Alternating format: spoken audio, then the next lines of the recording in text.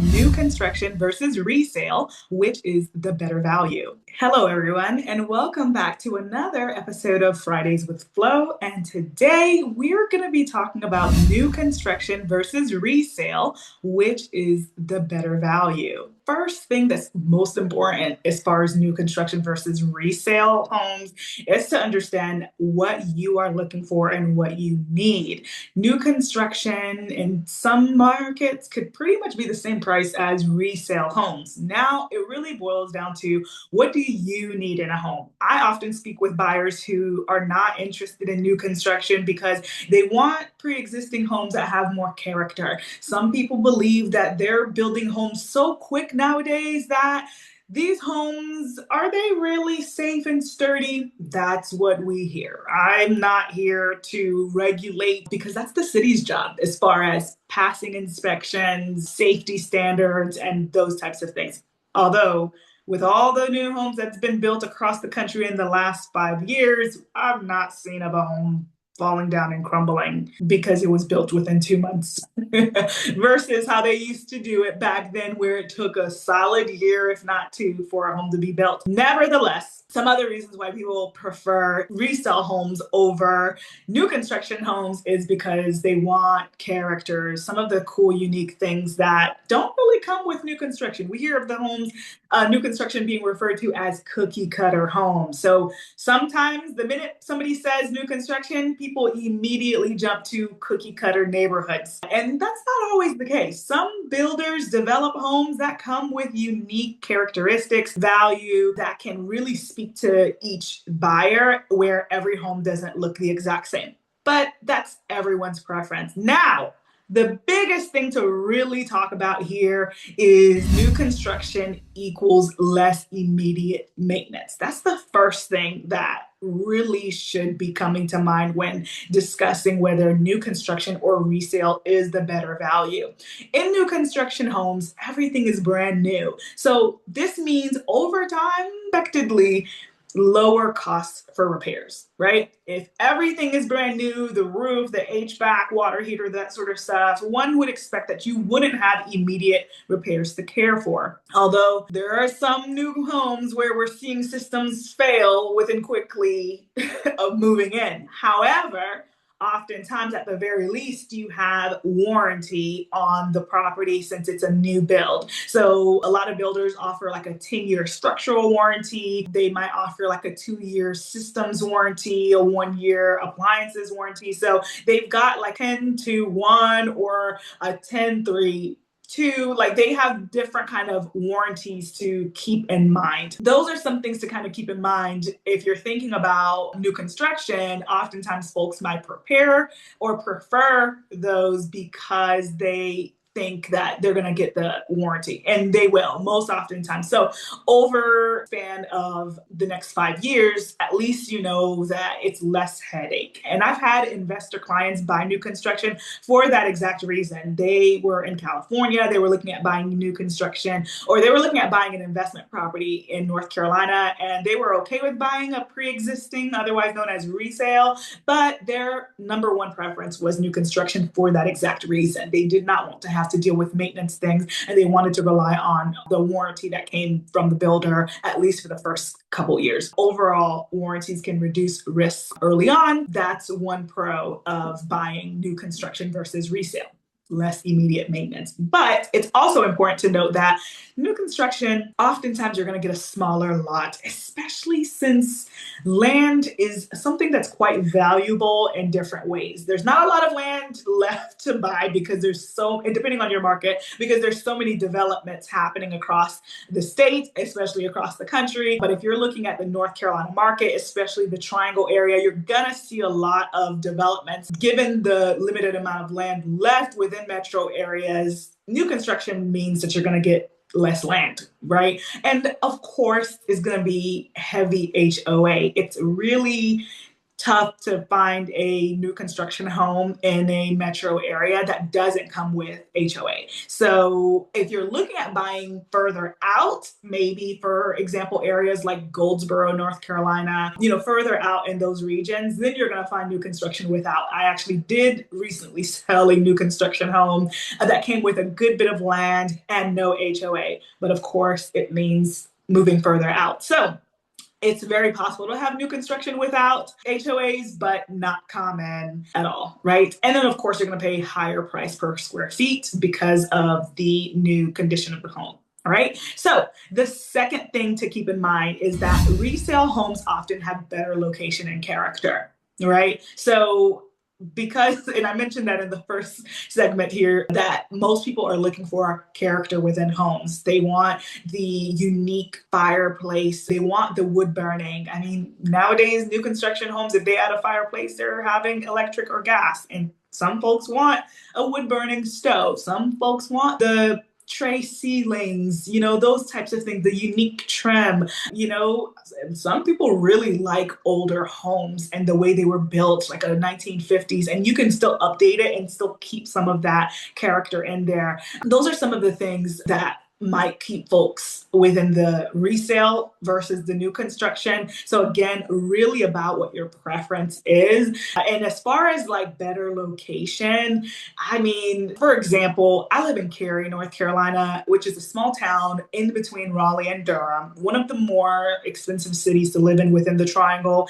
And there's definitely not a lot of new construction happening here. And because there's not much land to build and the little bit of land left, guess what's happening to it? The Greenway Trail. So, which a lot of the residents of Cary and Apex and Morrisville love. And the Greenway does run through Durham and parts of Raleigh too. But the preservation of the greenway and nature is really important. I mean, you're gonna miss out. It's kind of like a trade-off. If you're looking to buy new construction in certain cities, you're not gonna find much of that within the city of Cary. There's new construction in West Cary. There's new construction in Apex, North Carolina, which is south of Cary. But I mean, if you're like, I really want to live in Cary, most of what you're going to find is resale. And again, you're going to find a lot more unique characteristics and quality within the homes there. So there's some things that's trade off there. So you see more established neighborhoods, mature trees, larger lot available to you, and of course, closer to city centers typically. So West Cary is, I mean, I wouldn't, it's still city, of course, a part of Cary, but it's not as close to downtown Cary. It's not as close, so you're going to kind of drive a little bit to get to where you want to get to, which is not that bad, but it's all relative, right? Like I live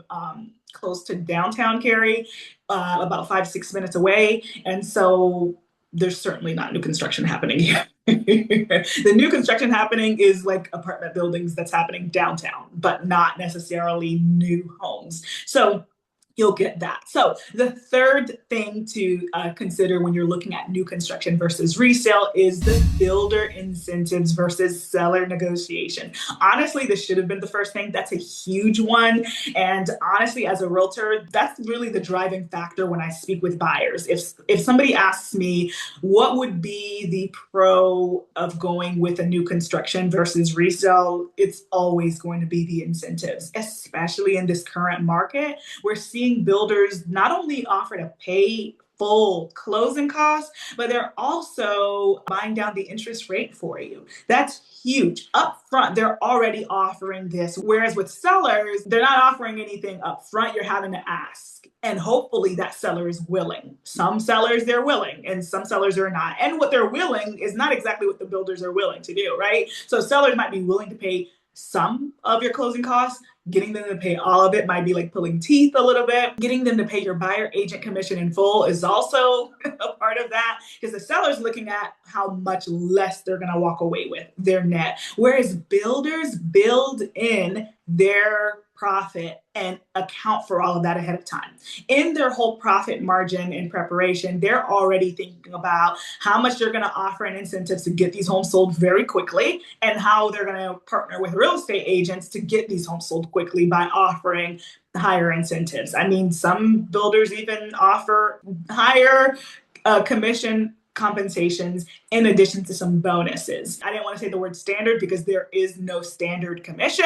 Every real estate broker that you speak to has their set fee of what they charge for their services, and all of that is always negotiable. My point is that builders, oftentimes you might see that they're offering 3%. Some are stuck at the 2.5% mark, but in this market, you're seeing 3%, sometimes 4% compensation to the buyer agent. And they're already accounting for that in addition to paying $10,000 towards the buyer's closing costs and buying down the interest rate, either permanently or for a set number of years. They call them 3-2-1 buy downs, which means for the first year, you're at a certain interest rate. The second year goes up another percent. And then the last year it goes up to another percent. But either way, it saves you money overall for the life of the loan, but it's just an incentive versus going the traditional resale route where you're getting financing from a traditional bank and their rate is, for example, 6% or 6.5%. And you're having to pay the closing costs out of pocket or having to ask the seller to help you out with it a little bit.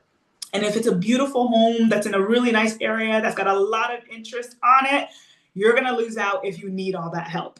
Whereas new construction, that might work. But here's the thing. As a realtor, of course, I would say, hey, first-time home buyer, you don't have a ton of funds, go the new construction route if you can. But new construction is also going to cost more. Right? It's going to cost more overall. Not significantly more depending on the area, but especially because there are not a lot of them anyway within some of the parts of the triangle. But if you're looking at new construction and you're looking for like a single family home with a 2-car garage and that sort of stuff, you're going to be looking closer to $400,000 or more within this region.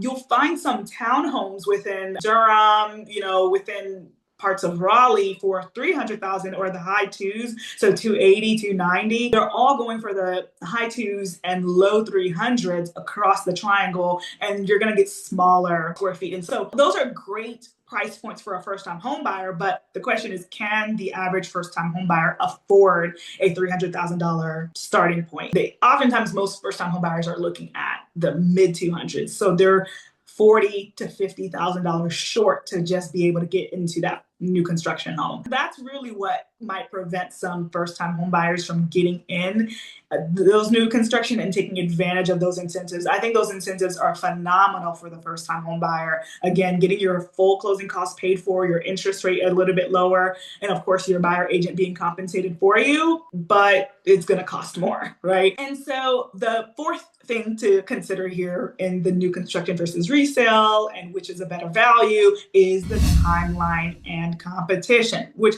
some of the points we've kind of touched on already. But new construction can take months, right? So some new construction, they're already ready, right? You can look at the model home and they can show you what's available currently. But then there are some that are still being developed. And maybe you like that. Some new construction allow you to design and choose what kind of countertops, and some of them they're like, no, this is it. Like, do you want this floor plan or do you want that floor plan? But this is already built and nothing's being changed or customized. That's how the builder preserves their margins and profits. Other builders, I know a few in the area who might allow you to customize what you might want or need in your home. And so you can go, they'll give you like a certain budget and they'll say, hey, you can have a $20,000 allocation for the design center, and they'll build it in their incentives. So as they're marketing their incentives, they'll tell you you'll also get a $20,000 design credit or something like that. So then you can choose what kind of doorknobs, what kind of cabinets that you might want. You maybe fixtures. Do you want a certain specific backsplash? Do you want to screen in your porch or not? Those types of things. That might also mean that you take advantage of that credit, and then before you know it, you get so design happy that you're now going way over budget, because whatever difference that goes over the credit they're giving you, you're going to have to pay for that.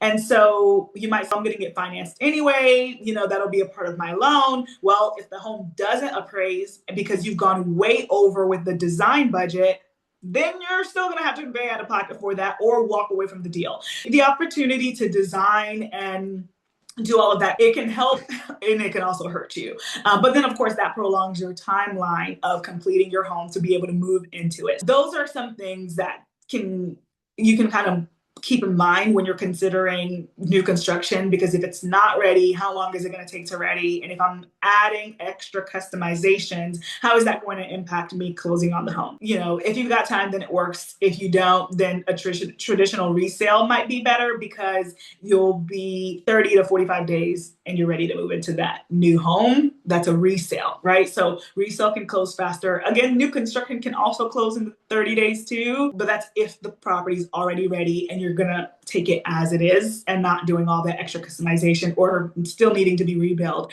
The one thing that I didn't mention that I think is a huge perk of new construction is when you get your home inspection, and you should always get a home inspection when you're buying new construction. It doesn't matter that the home is new, because humans are building the home and humans make mistakes, okay? And so a home inspector should always inspect a home regardless of new or resale. I highly recommend it. And I've had many of my buyers buy new construction and get a home inspection report. We select our own home inspector, and there's always going to be something to mention on the report, always, because yeah, that it just happens, okay? There's no inspection ever that is nothing. Like, nothing's wrong, everything's great, everything's perfect, because North Carolina standards are unique. They're always evolving, so they're always having to keep up with a lot of things. So you can speak to any home inspector, they'll tell you that. And so whenever we have that report back, we get to go to the builder and say, hey, here's the home inspection report, and they will literally fix everything. I've not encountered a builder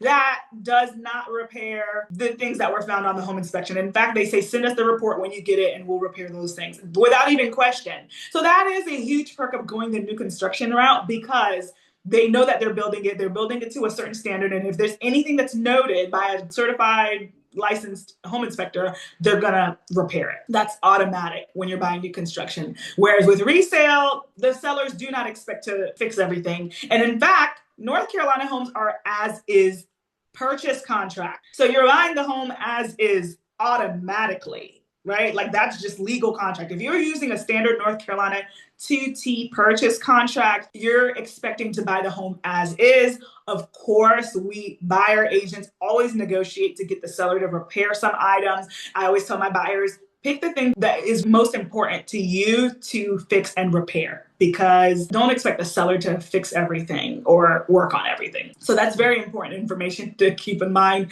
That's a huge difference of, new construction versus resale, because like when it comes to repairs, new construction, they'll always fix everything that's on the report. Resale, sellers don't have to, and they most likely won't fix everything on the report. I mean, especially reports are lengthy. Some things are not even that big of a deal. And so they're like, why spend money on that?